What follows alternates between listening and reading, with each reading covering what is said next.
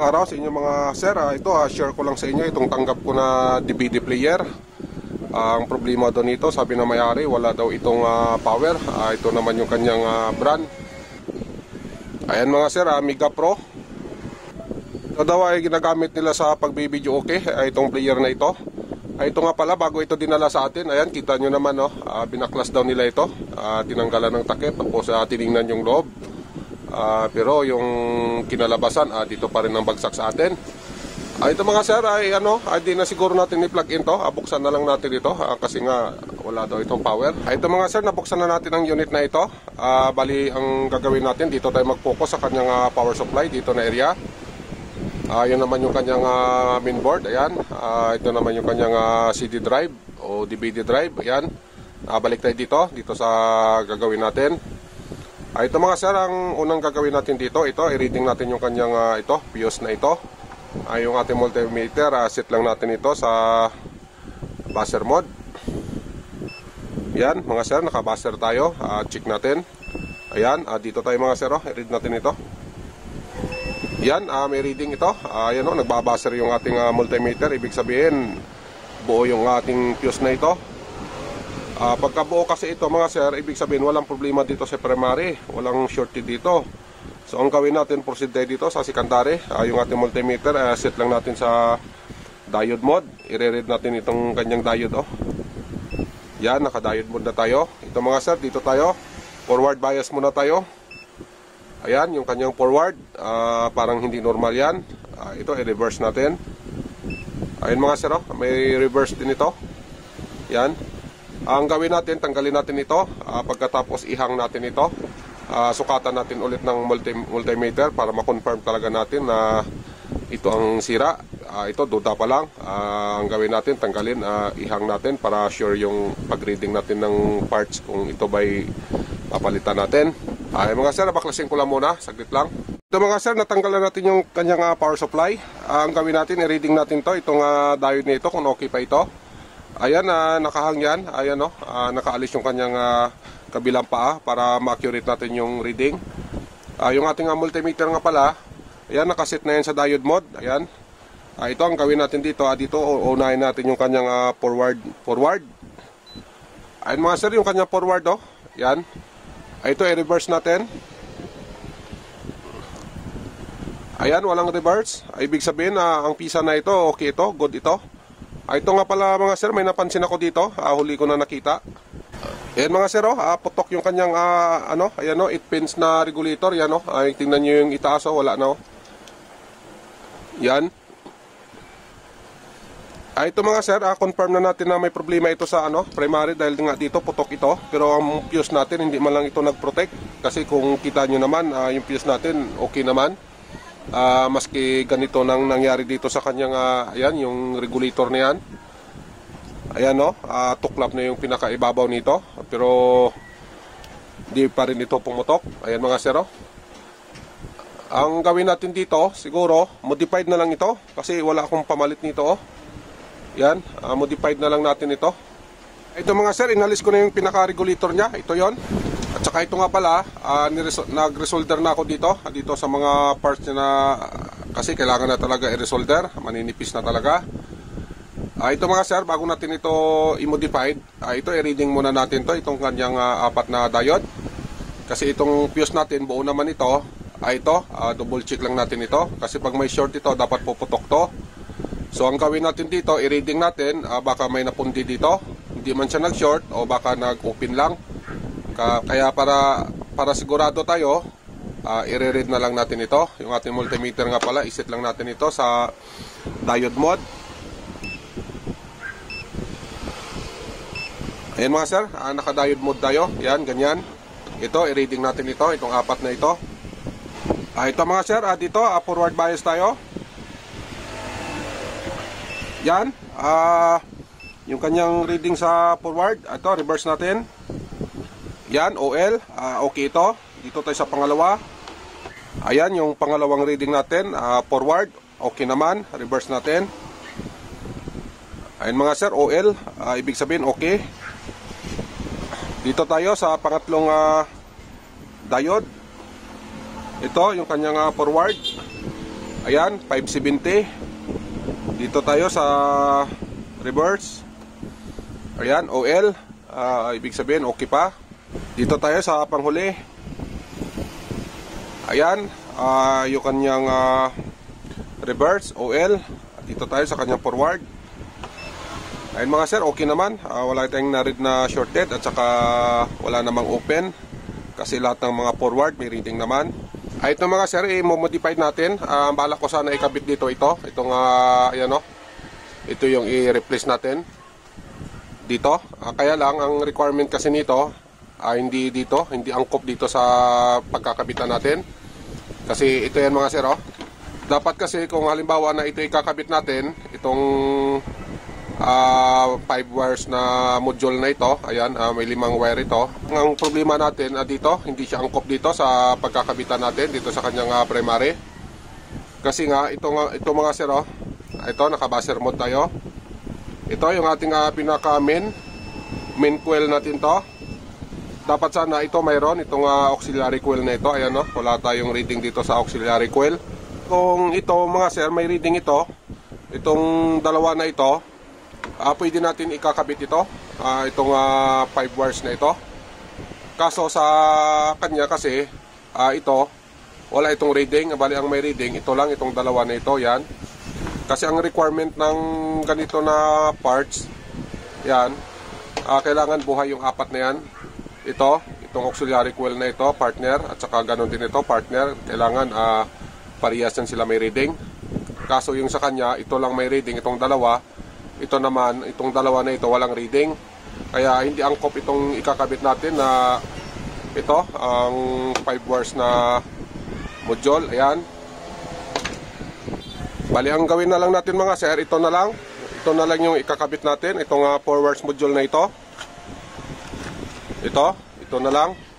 Kasi ang requirement ng 4 wires module na ito, bali ito lang yun mga sir. Itong dalawa lang. Ito. Yan, yung dalawa niya na may reading. Okay na sa 4 wires na kahit ito lang ang may reading kasi ito lang naman ang kailangan niya. Doon sa isa kasi kanina, kailangan mayroon pa ito, itong auxiliary coil na ito. Ay kaso ito, wala itong reading kaya hindi siya applicable. Ang gawin na lang natin dito, ito, tama ito sa 4 wires kasi ito yung kailangan sa paglalagay ng 4 wires. Ito yon mga sir, yan. Bali ito na lang yung ilalagay natin, mas matibay pa ito. At saka ito yung kanyang feedback, yan. I-modify natin ang feedback. Bali ang gagamitin natin na feedback, yung feedback nito, itong kanya. Kasi ito dito, may feedback naman ito. Ayan. Ayan mga sir, may feedback naman ito pero hindi natin ito gagamitin.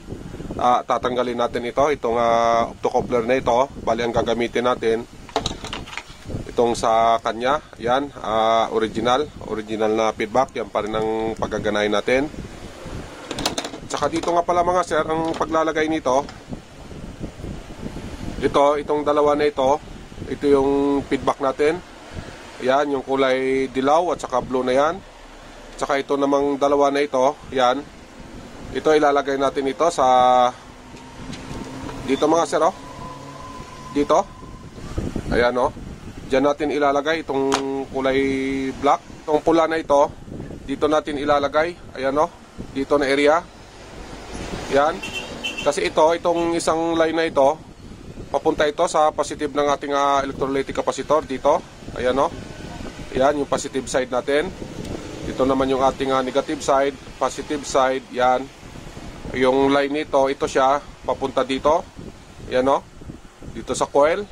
Tapos yung kabilang coil naman, dito natin ikakabit itong kulay pula natin. Yan. Tapos dito naman, sa optocoupler na ito, ang gawin natin dito, i-ano natin to. Pwede naman nating ikakat to. O di kaya, ihang natin. Kung alin lang ang maganda. Ito mga sir, yan, ilalagay natin. Ito ikabit ko lang, pakita ko ulit sa inyo. Basta ganun lang yung pagkabit. Ito na mga sir, na-install na natin yung yung ating 4 wires module. Ito na. Ito mga sir, pansinin nyo ang ko nito, ang paggawa ko dito sa kanyang feedback. Ito yung feedback ng ating 4 wires module. Yan. Ito naman yung feedback na original niya. Yan. Kung napapansin nyo mga sir, ito nakahang ito pataas. Instead na itong dilaw na ito papasok dito, ang ginawa natin, dito natin pinasok. Yan. Pinasok natin dito sa kanya. Instead na dito papasok sa kanya na feedback, ang ginawa natin, kasi hindi naman natin ito gagamitin yung feedback niya, bali ito yung gagamitin natin yung kanya. So ang ginawa natin, nag-swap lang tayo. Kaya itong dilaw, imbis na dito papasok, dito siya pumasok. Ayan mga sir, oh. Yung kulay blue naman, ayan, sa halip na dito papasok yan, yan, ang ginawa natin, dito natin pinasok. Yan mga sir. Kasi nga, ang gagamitin natin na feedback yung kanya. At saka dito naman pala sa likuran, itong paglagay natin ng itong kulay red na ito, ayun mga sir, oh. Ito yung coil na yan na sinasabi ko. Ayan, mayroon siyang 4 na paa. Itong paa na ito, walang reading. Ito lang may reading. Kaya nag-decide tayo na ito ilalagay natin, itong forwards module. Kasi nga, pasok siya dito sa ganito na setup. Ayan, kung napapansin nyo, ang red natin, ayan, dito sa coil. Yan. Yan, yung coil na yan, oh. Dito sa paan na to. Yan. Kasi yung isang paan nito, sa sinabi ko sa inyo kanina, ayan, pumunta dito yan sa positive side ng ating electrolytic capacitor na ang value nito nasa 400 volts. At saka ito namang kulay black na ito yung kanyang positive. Dito siya pumasok, dito sa may marker na ito. Yan, ayan mga sir, oh. Dito nag-connect yung ating kulay black na yan. Ayan, yung kulay black na yan. Ito na yung kanyang kinalabasan. Ito, lalagyan pa natin ito ng ng heat sink o yung kanyang aluminum bilang cooling cooling system dito sa IGBT o sa power supply natin. At saka ito mga sir, na-rikta ko na yung switch nya. Instead na switch dito, ito lang muna ilagay natin para i-testing natin bago natin ibalik doon sa sa DVD player. Dito ilalagay natin dito yung ating easy input. Dito mga sir, ito yung easy input. Ito naman yung kanyang switch. Ito, naka-direct na ito. Yan. Bali, ito na lang yung lalagyan natin. Pagkatapos, sasaksak na natin.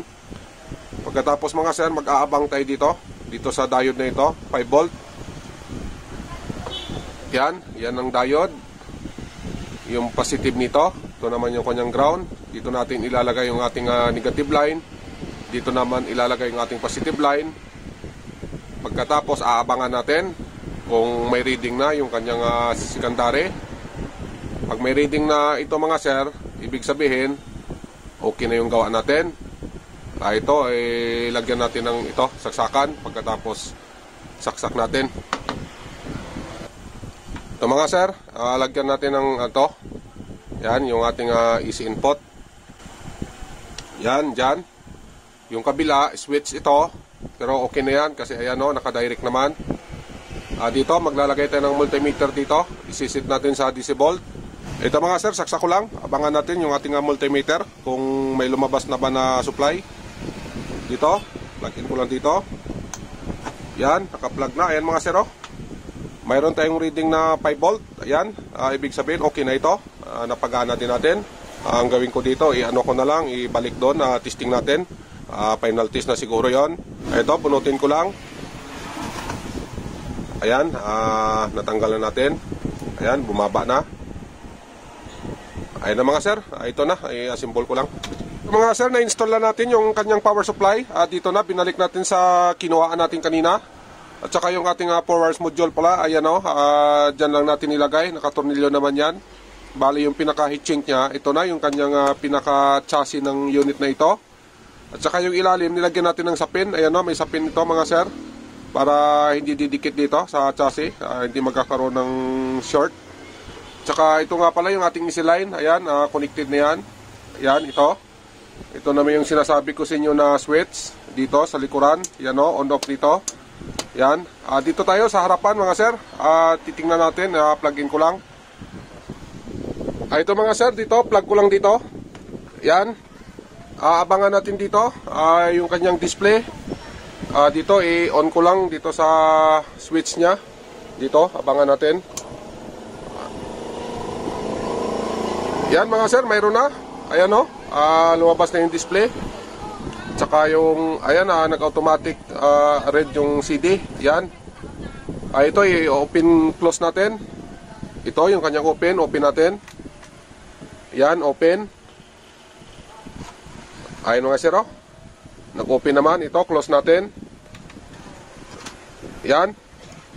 Loading. Ayan na, naglo-loading na siya. Nagre-read na siya, oh. Yan. Ayan na mga sir, select na lang ang kailangan. Ito, okay na ito. Nagawa din natin ang unit na ito. Bali, yun lang ang paraan na ginawa natin kasi wala tayong pamalit na pisa. Ito yung sa kanya. Mas maigi nga yung kinapit natin, mas matibay pa yon. Ito mga sir, maraming salamat ka pala sa oras nyo, sa pagpanood sa video na ito. Sana makatulong ito sa inyo. Yan, kung naka-benefit kayo, pahingin na lang ng dyan, ng like at saka subscribe. Tuloy-tuloy lang tayo sa ganito na gawain, sa pag-share sa inyo. Ayan, hanggang dito na lang tayo. Mag-iingat kayo lagi. God bless inyong lahat. Bye-bye.